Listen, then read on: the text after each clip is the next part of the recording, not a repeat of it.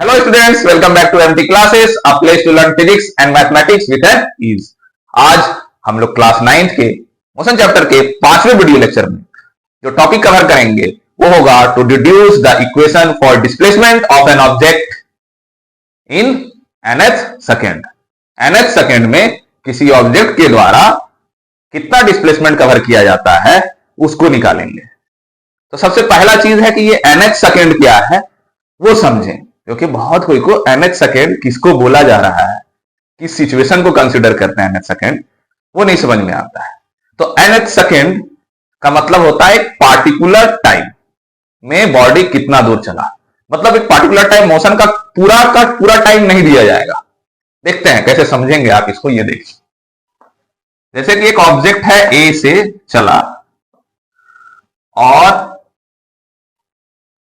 B तक गया। मान लेते हैं ए से बी तक जाने में उसको पूरा का पूरा समय जो लगा वो 5 सेकेंड है। यहां से यहां तक जाने में 5 सेकेंड का उसको टाइम लगा। लेकिन आपसे ये नहीं पूछा जाएगा कि पूरा का पूरा डिस्प्लेसमेंट बताइए, क्योंकि पूरा का पूरा डिस्प्लेसमेंट अगर एक टाइम इंटरवल दिया है तो हमारे पास एक फार्मूला है निकालने के लिए। कौन सा फार्मूला है? ये S equal to UT plus half AT square से हम लोग निकाल सकते हैं। अगर आप टोटल टाइम दिए हैं तो डिस्प्लेसमेंट पूरा निकल जाएगा। लेकिन यहां पूछा क्या जाता है? तो यहां पूछा जाता है कि 5वां सेकेंड में कितना चला है, सिर्फ चौथा सेकेंड में सिर्फ कितना चले। मतलब अब पूरा का पूरा यहां से ए से बी तक गए होंगे तो टोटल टाइम लगा है 5 सेकेंड। तो हो सकता है ए से आप पी पर गए होंगे तो 1 सेकेंड लगा होगा, फर्स्ट सेकेंड जिसको हम लोग कहेंगे। पी से क्यू पे गए होंगे जिसमें हम लोग दूसरा सेकेंड लगा होगा जिसको हम लोग सेकेंड कहेंगे। आर थर्ड सेकेंड होगा, वो एस फोर्थ होगा और अल्टीमेटली फिफ्थ में गए होंगे बी में तो 5th सेकेंड पे गए होंगे। कहने का मतलब यहां से यहां तक जाने में टोटल तो 5 सेकेंड लग रहा है, लेकिन पहला सेकेंड में कितना दूर चले? ए से पी। दूसरा सेकेंड में कितना चले? पी से क्यू। तीसरा सेकेंड में कितना चले? क्यू से आर। चौथा में आर से एस। अब आपसे ये पार्टिकुलर कोई एक सेकेंड में कितना दूरी चला गया है वो अगर पूछा जाए तो आप कैसे निकालेंगे? क्योंकि इक्वेशन तो आपका यूनिफॉर्मली एक्सीलरेटेड मोशन कंसीडर करके चल रहे हैं अगर हम लोग, तो क्या होगा? आपको इनिशियल चीज दिया हुआ होगा, फाइनल चीज दिया होगा। डिस्टेंस निकालने का तरीका हमारे पास ये है टोटल टाइम के रिस्पेक्ट में, लेकिन एक पार्टिकुलर टाइम के रिस्पेक्ट में निकालना हो तो फिर क्या करेंगे? तो हम लोग एक इक्वेशन डिड्यूस किए हैं। निकाल तो सेपरेटली भी सकते हैं, बहुत लंबा पड़ेगा, तो उसी मेथड को यूज करके हम लोग एक इक्वेशन को डिड्यूस करते हैं। वही आज हम लोग डिड्यूस करने का कोशिश करेंगे। तो क्या, सपोज दैट यही कंडीशन लेते हैं, आपसे बोला गया कि 5वां सेकेंड में कितना दूर चला है ये वो बताओ। तो 5वां सेकेंड में आप यहां से यहां चले, यही डिस्टेंस पूछा जाएगा आपसे। तो वो जो S से B चला गया वो कैसे निकाल सकते हैं? तो अगर हम लोग A से B का डिस्टेंस निकाल लें, क्योंकि टोटल टाइम जो दिया हुआ है उससे तो हम लोग ये फॉर्मूला का इस्तेमाल करके डिस्टेंस निकाल सकते हैं। क्योंकि एक टाइम दिया जाएगा तो वो टोटल स्टार्टिंग से लेकर उस पोजीशन तक का डिस्टेंस निकाल के देता है। इंडिविजुअल सेपरेट डिस्टेंस नहीं निकाल के देता है, टोटल डिस्टेंस निकाल के देता है कि टोटल बताओ यार कितना टाइम लगा, तो हम तुमको इनिशियल से वहां तक का डिस्टेंस बता देते हैं इस फॉर्मूले का हेल्प से।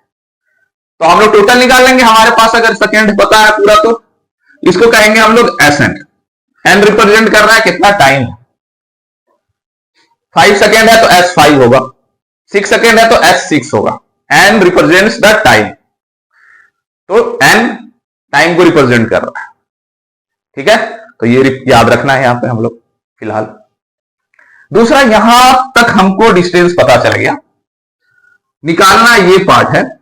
तो हम क्या करेंगे, फिर से टोटल डिस्टेंस का फॉर्मूला लगाएंगे। तो हमको अगर बता दिया जाए कि 4 सेकेंड में कितना दूरी चला है टोटल, निकाल सकते हैं इस फॉर्मूले से टाइम को 4 पुट करके। तो अगर इसमें से इस वाले पार्ट को माइनस कर दिया जाए तो ये निकल जाएगा कि नहीं निकल जाएगा?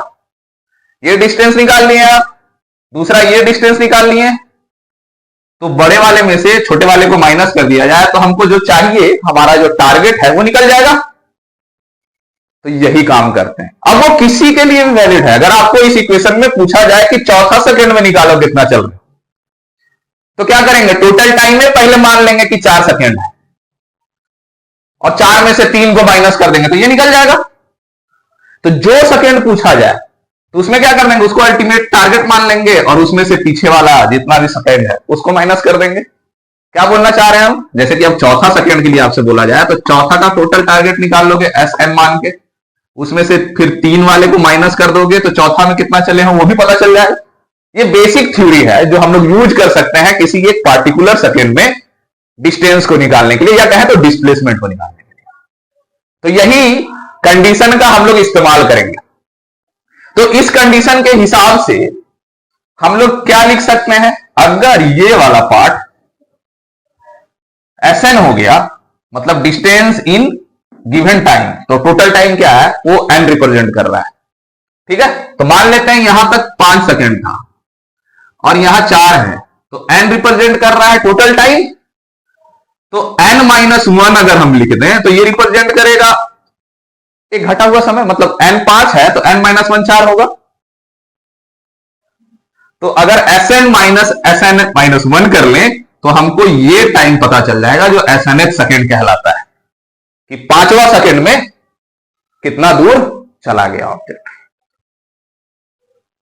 दैट्स क्लियर, यहां तक समझ में आ गया है, तो बाकी बात तो इजी है। तो हम लोग को क्या निकालना है, Snth सेकंड निकालना है। Snth सेकंड में क्या डिस्प्लेसमेंट तय किया गया है उसको हम लोग Snth कह रहे हैं, डिस्प्लेसमेंट को कह रहे हैं। ठीक है, ये क्या हो जाएगा, तो ये जनरल अगर हम कंडीशन लेके चले पूरा, तो इसको क्या लिख सकते हैं, A B minus A S लिख सकते हैं कि नहीं लिख सकते हैं।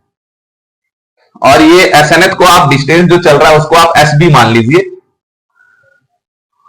ये एस बी है, बी एस जो भी मान के चल रहा है। That's clear. अब ए बी क्या लिए हैं हम लोग Snth के फॉर्म में, Sn, और ए एस क्या लिए हैं तो Sn-1। तो Sn में Sn-1 कर ले तो हमारा टारगेट जो है वो पता चल जाएगा, that is distance travel in the nth second. Snth represent distance travel in nth second. तो ये पहला इक्वेशन हो गया हमारा। अब Sn क्या होगा इस इक्वेशन में पुट करते हैं, फिर बताएंगे n क्या रिप्रेजेंट कर रहा है, टाइम। तो Sn निकालने के लिए इस इक्वेशन का इस्तेमाल करें अगर हम लोग, और t के जगह पे क्या लिखना है, n। Why, because n represents the time. तो Sn में un हो जाएगा plus half a n square. This is your second equation. Sn-1 क्या हो जाएगा, फिर से याद रखना n-1 पुट करना है किसमें, इस इक्वेशन में, किसके जगह पे, तो t के जगह पे। तो u n-1 होगा प्लस हाफ a n-1 का होल स्क्वायर होगा, ये होगा आपका थर्ड इक्वेशन। ओके, आ रहा समझ में। तो ये हो गया पहला जिसका हम लोग थ्योरी यूज करेंगे। दूसरा हो गया Sn का वैल्यू क्या लिखेंगे इक्वेशन के हिसाब से, डिस्टेंस का फॉर्मूला के हिसाब से। Sn-1 को क्या लिखेंगे, तो n क्या रिप्रेजेंट कर रहा है ये याद रखना है, it represents the time. Then we are replacing t with n, the given time interval n और n-1, सिंपल। अब from first, second and third हम लोग क्या लिख सकते हैं, from first, second and third, या फिर डायरेक्टली लिखो पुटिंग द वैल्यू, इजी कर लेते हैं, पुटिंग द वैल्यू।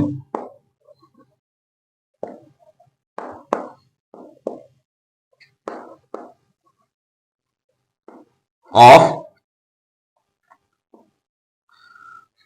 2 and 3 इन 1, 2 और 3 को 1 में पुट किया जाए तो क्या आएगा, एस एन एथ जो हम लोग को निकालना है equal to U N plus half A N square minus, ये माइनस टोटल में ये पूरा लिखाएगा तो U N minus 1 plus half A N minus 1 का होल स्क्वायर, ये हमारा इक्वेशन बना। अब इसको हम लोग को सॉल्व करना है तो एस एन एथ पार्ट आ जाएगा in the form of U N.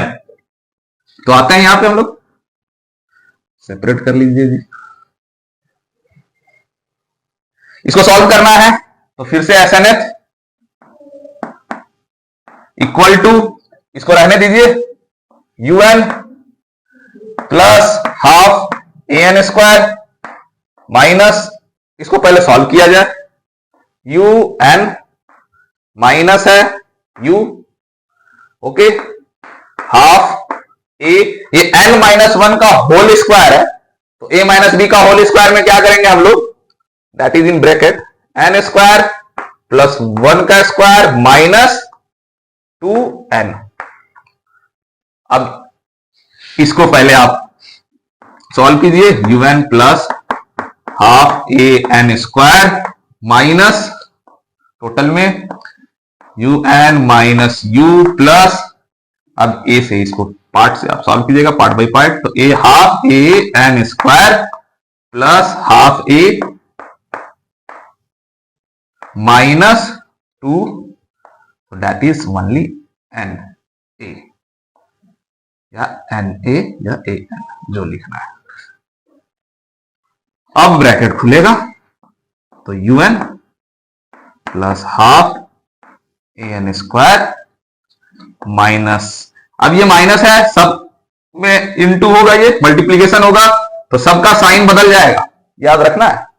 तो U N plus U plus है माइनस में बदल जाएगा, half A N square minus half A, ये हो जाएगा प्लस, यूनिफॉर्मिटी में लिख लेते हैं, ए एन लिख लेंगे।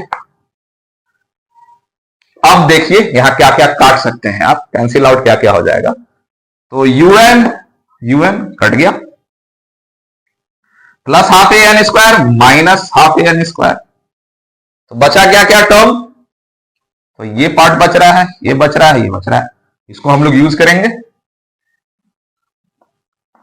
दैट इज यू माइनस वाला को पीछे लिखते हैं, प्लस ए एन माइनस हाफ ए,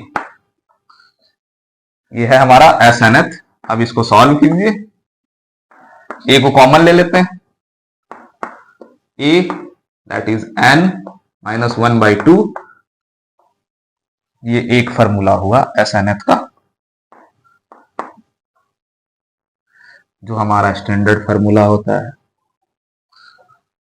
एक और इजी वे में लिखा हुआ मिलेगा, अगर हम लोग 1/2 को भी कॉमन ले ले तो एक और फॉर्मूला बन के आता है, ताकि बुक में लिखा हुआ मिलेगा तो उसके लिए भी हम लोग यूज कर लेते हैं, u प्लस a/2 हो जाएगा, तो यहां 2n माइनस 1, ये फॉर्मूला बन के आता है, S N th equal to U plus a/2 2n minus 1। तो हम लोग किसी भी पार्टिकुलर टाइम में एस एन एथ निकालना है, मान लेते 5वां सेकेंड में निकालना है, तो जहां जहां टाइम है n है वहां आप 5 पुट कर लीजिए, आराम से इक्वेशन बन जाएगा। इनिशियल वेलोसिटी दिया हुआ है, एक्सेलरेशन दिया हुआ है और टाइम दिया हुआ है, तो आप एक पार्टिकुलर टाइम इंटरवल का डिस्प्लेसमेंट निकाल सकते हैं विद दिस फॉर्मूला। और otherwise if you are not going to remember the formula, otherwise you have to solve all this part again and again for a simple question that is being asked in a generally competitive examination. तो ऐसा question generally जो होता है वो competitive examination में पूछा जाता है, जिसको आप सॉल्व करेंगे तो उस समय हमारे पास टाइम कम रहेगा। तो फॉर्मूला याद रखिए, किसी भी एसएनएच सेकेंड में आप क्या डिस्प्लेसमेंट ट्रेवल किया गया है उसको निकाल सकते हैं। जनरली जो ये क्वेश्चन है ये हम लोग जब पढ़ेंगे फोर्स या ग्रेविटेशन, तो वहां पे लास्ट सेकंड में कितना डिस्टेंस ट्रेवल किया बॉडी अगर गिर रहा है, फ्री फॉलिंग ऑब्जेक्ट के लिए ही ज्यादातर ये क्वेश्चन पूछा जाता है। और आगे चलिएगा किसी भी तरह का कॉम्पिटिटिव एग्जामिनेशन में इससे रिलेटेड क्वेश्चन जरूर आता है। तो ये एक इंपॉर्टेंट पॉइंट है जो हम लोग डिस्कस किए आज। तो ये आपके कॉम्पिटिटिव एग्जामिनेशन के लिए बहुत इंपॉर्टेंट पॉइंट है, जो कि आपके 11th क्लास में भी यूज में आएगा। ऐसा नहीं है यहीं पे खाली यूज में आ रहा है, 11th 12th में जाओगे अगर तो वहां पे भी ये थ्योरी का इस्तेमाल किया जाता है डिस्टेंस ट्रेवल में by an object in the given time interval. उम्मीद करते हैं हर किसी को समझ में आ गया होगा नॉर्मल कैसे इसको डिड्यूस किया गया है, और इसका इस्तेमाल जब डिडक्शन आपको पता है कैसे डिड्यूस किया गया है किसी इक्वेशन को, तो आप उस इक्वेशन का इस्तेमाल भी बहुत अच्छे से कर सकते हैं क्वेश्चन सॉल्व करने के लिए। तो that's all for today. Thank you everyone for watching.